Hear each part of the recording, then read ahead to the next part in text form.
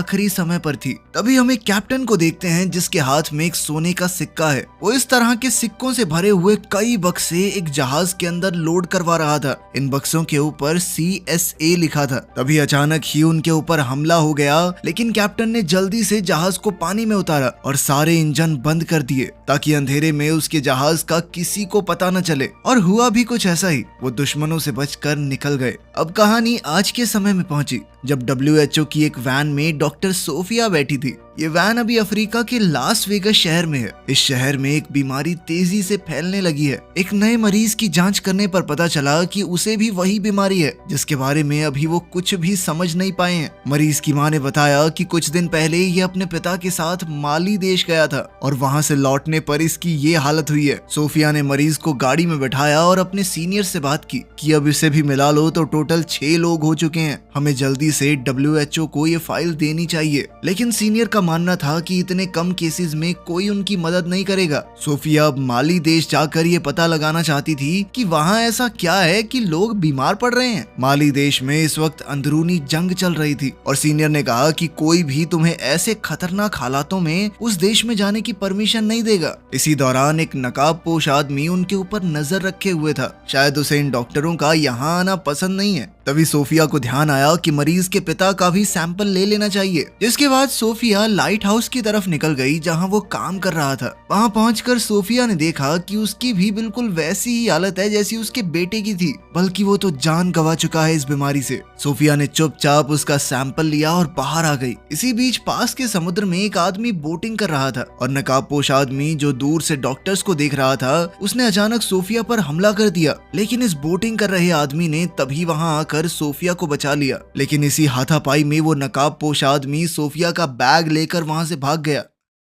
जब सोफिया की आंख खुली तो वो नोमा नाम के एक जहाज पर थी जो समुद्र में खजाना ढूंढने वालों का एक जहाज है। बाहर वही आदमी था जिसने सोफिया की जान बचाई थी। यह आदमी समुद्र में ढूंढी हुई एक कीमती मूर्ति लेकर बाहर निकला। ये लोग दरअसल ढूंढना तो उसी CSA वाले जहाज को चाहते हैं, लेकिन आज तक उसका कोई सुराग ही नहीं लग पाया। तभी अल्मोरा जो कि इस जहाज का मालिक है वहां आया। जिस आदमी ने सोफिया को बचाया उसका नाम डग है। अल्मोरा ने डग से कहा कि जो खजाना हमने ढूंढा है उसे रात को होने वाली म्यूजियम पार्टी में डिस्प्ले पर लगाना है, इसलिए जल्दी से साफ करवाओ उसे। जिसके बाद डग एक नाइजीरियन डीलर से बात करने गया। पार्टी में उस बेशकीमती मूर्ति को सबके सामने दिखाया गया। यह असल में एक अफ्रीकन राजा की कब्र है जिसकी कीमत हजारों करोड़ रुपए होगी। डग जल्दी से उस डीलर के पास पहुंचा और वहां उसने डग को एक सिक्का दिखाया जिस पर CSA लिखा हुआ था। डग ने तुरंत ये सिक्का लिया और कहा कि ये तो बरसों से मेरा सपना है। आज तक किसी को नहीं पता चला कि वो जहाज कहाँ गायब हो गया। पार्टी में मैस्कॉट कंपनी का मालिक भी है जिसने खजाने की खोज पर पैसा लगाया था। इस आदमी की माली देश में काफी अच्छी जान पहचान है, इसलिए सोफिया ने उससे मदद मांगी वहां पहुंचने के लिए।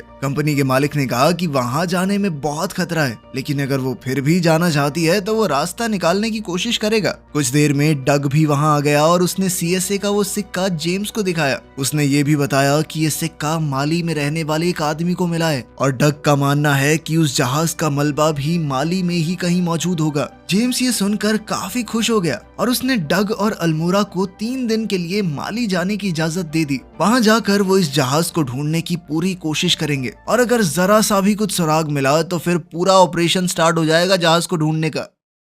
अगले दिन जब ये लोग पोर्ट पर पहुंचे तो वहां सोफिया और डॉक्टर जैक पहले ही बैठे थे। सोफिया ने डग को बताया कि जेम्स ने कहा है कि मैं और डॉक्टर जैक भी तुम्हारे साथ जा सकते हैं माली। और फिर ये 5 लोग माली की तरफ निकल गए। रात को खाना खाते हुए डग ने सोफिया को उस सिक्के के बारे में बताया और ये भी कि इस जहाज को ढूंढना डग का बचपन का सपना है। माली पहुंचते ही सोफिया और जैक अपने रास्ते निकल गए और डग और बाकी लोग उस आदमी के घर पहुंचे जिसे सिक्का मिला था। उसके घर जाकर पता चला कि वो आदमी मर चुका है। उस जहाज तक पहुंचने का उसका रास्ता फिर से बंद हो गया था। तभी डग को वहां एक मस्जिद दिखाई दी। ये तीनों वहां जाकर एक आदमी से मिले। अक्सर ऐसी धार्मिक जगहों पर पुराने रिकॉर्ड्स दर्ज रहते हैं। डग के पूछने पर वहां एक आदमी ने पुराने रिकॉर्ड्स में देखा। तब पता चला कि सालों पहले वहां के पोर्ट में एक जहाज आया था, लेकिन उस जहाज में कोई भी जिंदा नहीं बचा था और पानी का बहाव इतना तेज था कि वो जहाज बहकर आगे की तरफ चला गया। ये जानकारी डग के काफी काम आने वाली थी। वो तुरंत जाकर जेम्स से मिला और उसे सब कुछ बताया। बिना देर किए ये लोग जाव शहर, जो कि यहाँ से थोड़ा आगे है, उसकी ओर बढ़ने लगे। रास्ते में इन लोगों को अपनी बोट के एक हिस्से में कुछ मिला। थोड़ी जांच करने पर पता चला कि एक खास तरह की मिट्टी है जो कि जंग भी हो सकता है, लेकिन डग ने कहा कि बहते पानी में इस तरह की मिट्टी का मिलना आम बात नहीं है। ये एक सोचने वाली चीज थी। तभी अचानक एक मिलिट्री बोट उनकी तरफ आने लगी। ये ऑफिसर बार बार एक ही बात पूछ रहे थे कि वो डॉक्टर अभी कहाँ हैं जो तुम्हारे साथ यहाँ पर आए हैं। यहाँ के राजा को पता चल चुका था कि उसके देश में 2 फिरंगी डॉक्टर आए हैं ताकि वो उस बीमारी की तह तक जा सकें जो वहाँ आसपास फैली हुई है। राजा ने ऑर्डर्स दिए थे कि उन्हें जल्द से जल्द रोका जाए, वरना बहुत बड़ी परेशानी हो सकती है।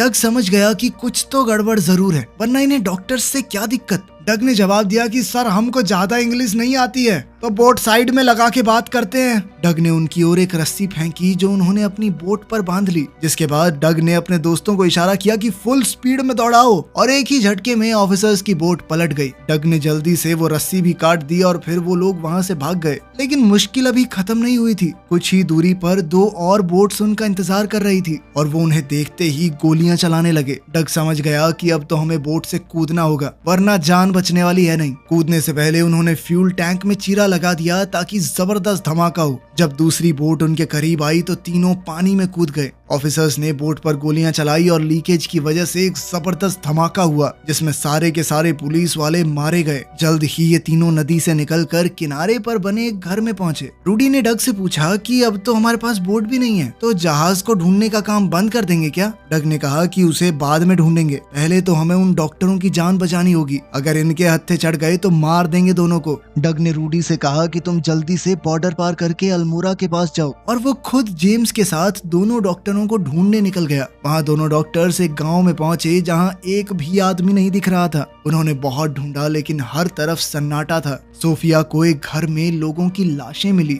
और इन सभी लोगों की मौत भी उसी बीमारी से हुई थी। सुबह होते ही दोनों ने सारी लाशों को दफना दिया। उधर रूडी ने भी छुपकर बॉर्डर पार कर लिया। सोफिया को गांव में एक कुआं मिला और उसने सोचा कि शायद इसके अंदर कुछ मिले, तो उसने अंदर जाने की तैयारी शुरू की। नीचे पहुंचकर जब वो पानी का सैंपल लेने लगी तभी जैक ने बताया कि ऊपर कुछ मिलिट्री वाले आए हैं, और फिर गोलियां चलने की आवाज आई और जैक को छोड़कर उन्होंने बाकी सबको मार दिया। कुएं के अंदर सोफिया डरी हुई छुपी रही। तभी वहाँ एक हेलीकॉप्टर लैंड हुआ जिसमें माली देश का राजा काजिम वहाँ आया। काजिम ने जैक से पूछा कि लेडी डॉक्टर कहाँ पर है। चॉपर की आवाज सुनकर डग और जेम्स को भी पता चल गया कि डॉक्टर आसपास ही होंगे, लेकिन काजिम बहुत गुस्से में था। उसने जैक को गोली मार दी और अपने आदमियों को ऑर्डर दिया कि सोफिया को जल्द से जल्द ढूंढा जाए। डग और जेम्स पास ही में छुपकर ये सब कुछ देख रहे थे। काजिम के आदमी आसपास सबको मारने लगे। एक बार तो डग की जान भी खतरे में आ गई, लेकिन पीछे से सोफिया ने आकर काजिम के आदमी को मार दिया। अपने सीनियर डॉक्टर जैक की मौत से सोफिया को बहुत गहरा सदमा पहुंचा, लेकिन डग ने कहा कि जल्द से जल्द यहाँ से निकलना होगा क्योंकि ये जगह बिल्कुल भी सुरक्षित नहीं है। अब वो तीनों काजिम के मिलिट्री एरिया से निकलकर एक दूसरी जगह पहुंच गए,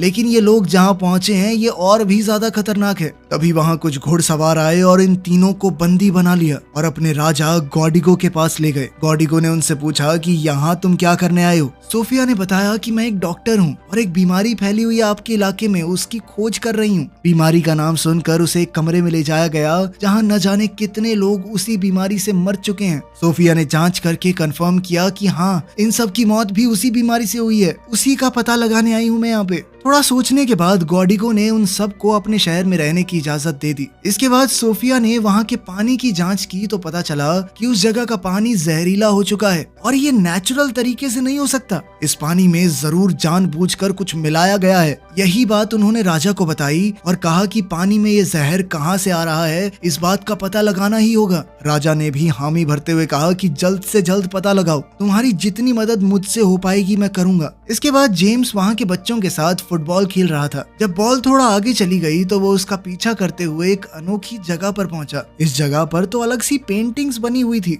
और ताज्जुब की बात यह है कि इन पेंटिंग्स में उस जहाज का जिक्र है जिसे वो ढूंढते हुए यहाँ पर आए हैं। पता चला कि वो यहीं पर किसी सूखे रेगिस्तान में दबा हुआ है। सोफिया और डग भी वहाँ इसे देखने पहुंचे। डग ने बताया कि आज से 200 साल पहले इस जगह पर एक नदी थी, लेकिन आज वो नदी सूख चुकी है। अब वो तीनों ही नदी को ढूंढने की तैयारी में लग गए। अभी वो लोग इस नदी को ढूंढने का प्लान बना ही रहे थे कि तभी उन्हें इस पेंटिंग में एक किला दिखाई दिया। मतलब इस नदी के आसपास कोई किला भी था। और डग का मानना है कि हो सकता है जो पानी इस गांव में आ रहा है जहरीला पानी, वो उसी नदी का हो। नदी पूरी तरह से सूखी ना हो, उसका पानी नीचे ही नीचे चल रहा हो। अब इन तीनों ने नदी की तरफ बढ़ने का सफर शुरू किया, उस रास्ते पर जहां 200 साल पहले नदी हुआ करती थी। जल्द ही उन्हें वो किला भी दिख गया। इस किले पर चढ़ने के बाद उन्हें एक सोलर प्लांट दिखाई दिया जो कि मैस्कॉट कंपनी का था। लेकिन ऐसी सुनसान जगह पर एक सोलर प्लांट के होने का कोई मतलब समझ नहीं आया। डग को कुछ दूरी पर एक ट्रेन दिखाई दी। ये लोग धीरे धीरे ट्रेन की तरफ बढ़े और चालाकी से ट्रेन के अंदर घुस गए। वहीं रूडी अब अल्मोड़ा के पास पहुंच चुका था। रूडी को अपने कपड़ों पर वैसे ही लाल जंग का सैंपल मिला जो उन्हें माली में अपनी बोट पर मिला था। जब रूडी ने सैंपल की टेस्टिंग की और रिजल्ट अल्मोड़ा को दिखाया तो वो ये देखकर हैरान रह गया। वहीं सोफिया, जेम्स और डग उस प्लांट के अंदर पहुंच गए। अंदर जाकर उन्हें समझ आया कि ये प्लांट एक रेडियो एक्टिव केमिकल बनाने के लिए काम कर रहा है, जो कि यहाँ मौजूद तेज सूरज की रोशनी की वजह से बहुत जल्दी बनकर तैयार हो जाएगा। तभी वहाँ सोफिया की नजर कुछ कंटेनर्स पर पड़ी जिन्हें अंडरग्राउंड ले जाया जा रहा था। इन तीनों ने उस आदमी का पीछा किया और जब बेसमेंट का दरवाजा खुला तो तीनों देखते ही रह गए। इस बेसमेंट में हजारों टन के हिसाब से रेडियो एक्टिव और जहरीले केमिकल सालों से पड़े हुए थे। कुछ कंटेनर तो दिख रहा है कि लीक भी कर रहे हैं, जो कि जमीन के अंदर रिसते हुए नीचे से बहने वाली नीरजा नदी में मिल रहे होंगे। और इस नदी का पानी माली का पूरा देश पीता है। इसी वजह से ये बीमारी इतनी तेजी से फैल रही है। वहाँ अल्मोड़ा और रूडी उस रिपोर्ट को लेकर यूएस एम्बेसी पहुंचे। ये रिपोर्ट देखकर यूएस एम्बेसी के आदमी को भी विश्वास नहीं हुआ कि ऐसा कुछ भी हो सकता है। वहीं जेम्स अपने दोस्तों के साथ प्लांट से भाग ही रहा था कि तभी मैस्कॉट के लोगों ने उन्हें पकड़ लिया। मैस्कॉट ने सोफिया से पूछा कि तुम लोग यहाँ क्या कर रहे हो और इस जगह का तुम्हें पता कैसे चला। सोफिया ने मैस्कॉट से कहा कि तुम इस प्लांट में जो भी कर रहे हो उससे लोगों की जान जा रही है। जिस पर मिस्टर मैस्कॉट ने कहा कि वो ऐसा कुछ नहीं कर रहा, बल्कि हम तो जहरीले केमिकल्स को आग में जला रहे हैं, खत्म कर रहे हैं। सोफिया ने उसे बताया कि जो केमिकल तुमने बेसमेंट में स्टोर किए हैं वो नदी में मिल रहे हैं जाकर, जिसे लोग पीकर बीमार पड़ रहे हैं। ये सुनकर तो मिस्टर मैस्कॉट भी डर गया कि कहीं ये सच तो नहीं। अब वो लोग डग और जेम्स को बांधकर कहीं ले जाने लगे। डग ने दिमाग चलाया और सोने के सिक्के की मदद से ट्रक के पीछे का दरवाजा खोल दिया, जिससे वो लोग ट्रक से अलग हो गए। मिस्टर मैस्कॉट जल्द से जल्द काजिम से मिला और जो बात भी सोफिया ने उसे बताई थी मैस्कॉट ने काजिम को बताई। काजिम ने कहा कि अगर उसे चिंता है तो प्लांट को बेशक बंद कर दे, लेकिन उसके पैसे उसे हर महीने मिलने चाहिए। उसे फर्क नहीं पड़ता लोगों के मरने से। डग और जेम्स अब इस रेगिस्तान में भटक रहे थे। उनके हाथ अभी भी बेड़ियों से ट्रक के दरवाजे से बंधे हैं। ऐसे ही बंधे हुए वो काफी दूर तक चले गए। काफी देर तक चलते चलते वो लोग भी हिम्मत हार चुके थे। लेकिन तभी बीच रास्ते में उन्हें एक टूटा हुआ प्लेन मिला जो क्रैश हो गया था। लेकिन इस प्लेन के टायर अभी भी सही थे। किसी तरह ये जहाज को रेत पर ग्लाइड करवाते हुए उस पर सवार होकर आगे जाकर एक गांव में पहुंचे। यहाँ उन्हें एक टेलीफोन मिला तो उन्होंने अल्मोड़ा को फोन किया और सारी कहानी बता दी। सोने के सिक्के को बेचकर डग ने एक जीप खरीदी। ये जीप लेकर डग और जेम्स पहुंचे गोडिगो के पास और उसके आदमियों से मदद मांगी ताकि वो लोग मिलकर काजिम से लड़ सकें। लेकिन गोडिगो के पास इतने आदमी नहीं थे और न ही काजिम की तरह बड़े बड़े हथियार। इसीलिए गोडिगो ने लड़ने से मना कर दिया। लेकिन उसने अपनी गाड़ी उन्हें दे दी जो गोडिगो ने काजिम से खरीदी थी। इस कार को लेकर जेम्स और डग प्लांट पर पहुंचे, लेकिन वहां उन्हें गेट पर ही रोक लिया गया। ये दोनों जबरदस्ती बंदूकों के सहारे अंदर घुस गए और वहां मैस्कॉट को पता चल गया कि कोई तो अंदर घुस चुका है, जिसके बाद वो तुरंत ऊपर वाले हिस्से में चला गया। डग और जेम्स जैसे ही अंदर गए उन्हें देखकर हैरानी हुई कि पूरा प्लांट खाली हो चुका था। तो जेम्स ने कहा कि शायद मैस्कॉट को यकीन हो गया है कि उसकी वजह से लोग मर रहे हैं और ये बात अमेरिका तक पहुंच गई होगी, इसीलिए ये इस प्लांट का नामो निशान खत्म करना चाहते हैं। जेम्स जल्दी से नीचे जाकर वो विस्फोटक ढूंढने गया जिसकी मदद से ये लोग इस प्लांट को उड़ाने की कोशिश कर रहे होंगे। तभी वहाँ एक हेलीकॉप्टर लैंड हुआ। मैस्कॉट जबरदस्ती सोफिया को लेकर उसमें बैठ गया। वो निकल ही रहे थे कि तभी वहाँ डग आ गया। डग ने मैस्कॉट को पकड़ ही लिया था, लेकिन तभी पीछे से मैस्कॉट का एक आदमी आ गया और उसने डग को रोक लिया। उधर सोफिया समय रहते हेलीकॉप्टर से कूद गई। नीचे जेम्स को वो बम एक कंटेनर में मिल गया और उसने बम वहां से निकालकर अपने बैग में रख लिया। इसी दौरान मैस्कॉट ने चॉपर में बैठकर अपने प्रोग्राम से सोलर प्लांट को सूरज की तरफ कर दिया। अब सभी सोलर पैनल बहुत तेजी से काम करने लगे, लेकिन जेम्स की काबिलियत की वजह से कोई धमाका नहीं हुआ क्योंकि जेम्स ने बम डिस्कनेक्ट कर ही दिया था। मैस्कॉट को ये देखकर बहुत गुस्सा आया। सोफिया और डग ने मैस्कॉट के आदमी से छुटकारा पाया और फिर ये तीनों कार में बैठकर वहां से निकल गए। क्योंकि अभी उन्हें यहाँ से बहुत दूर जाना है। लेकिन तभी काजिम का हेलीकॉप्टर उनका पीछा करने लगा। काजिम उनके ऊपर गोलियां बरसाने लगा। डग ने जेम्स से कहा कि जो भी तुझे विस्फोटक बेसमेंट में मिले थे उन्हें बाहर फेंकना शुरू कर दे। जब जेम्स ने ऐसा किया तो जहाँ जहाँ काजिम की गोलियां लगती रही वहाँ वहाँ धमाके होते रहे। इतना ज्यादा धुआं और धूल उड़ गई कि काजिम को अपना हेलीकॉप्टर मोड़ना पड़ा। लेकिन इन धमाकों की वजह से कुछ ऐसा हुआ जिसकी उन्हें उम्मीद ही नहीं थी। उस जगह से रेत खिसक गई और वो जहाज जो नीचे दबा हुआ था ऊपर आ गया। जहाज को देखते ही तीनों उसके अंदर छुप गए। लेकिन काजिम को पता चल गया और वो एक बार फिर से जहाज पर गोलियां चलाने लगा। काजिम के बहुत से लोग वहां पर आ गए और उन्हें चारों तरफ से घेर लिया। जहाज पर हो रहे हमलों से जहाज के अंदर मौजूद कंटेनर्स खुल गए और उनसे सोने के सिक्के बाहर गिरने लगे। ये देखकर डग को यकीन नहीं हुआ कि ये सिक्के अभी भी सही सलामत हैं। तभी इन लोगों को जहाज के अंदर एक पुरानी तोप मिली जो अभी भी काफी अच्छी हालत में थी। अब वो लोग इस तोप को चलाने की तैयारी में लग गए। जैसे ही काजिम का हेलीकॉप्टर उनके निशाने पर आया उन्होंने तोप चला दी। हेलीकॉप्टर में जबरदस्त धमाका हुआ जिसमें काजिम मारा गया, जिसके बाद काजिम की पूरी फौज ने सरेंडर भी कर दिया। ये तीनों बाहर आकर पूरी तरह चौंक गए कि इतनी बड़ी फौज ने हमारे आगे सरेंडर क्यों किया। लेकिन तभी उन्होंने पीछे मुड़कर देखा कि गोडिगो के आदमी उन्हें हर तरफ से घेर कर खड़े थे। उधर अमेरिका में एक अंडरकवर एजेंट जो कि ये सारी हरकत जान चुका था, उसने जानबूझकर मैस्कॉट की ड्रिंक में वही जहर मिला दिया जो वो माली के लोगों को पिला रहा था और जल्द ही उसका भी वही हश्र होगा जो उसने लोगों के साथ किया है। आखिर में हम डग और सोफिया को एक साथ देखते हैं। डग ने वो खजाना गोडिगो और उसके लोगों के लिए ही छोड़ दिया था क्योंकि इस बीमारी में सबसे ज्यादा उनका ही नुकसान हुआ था और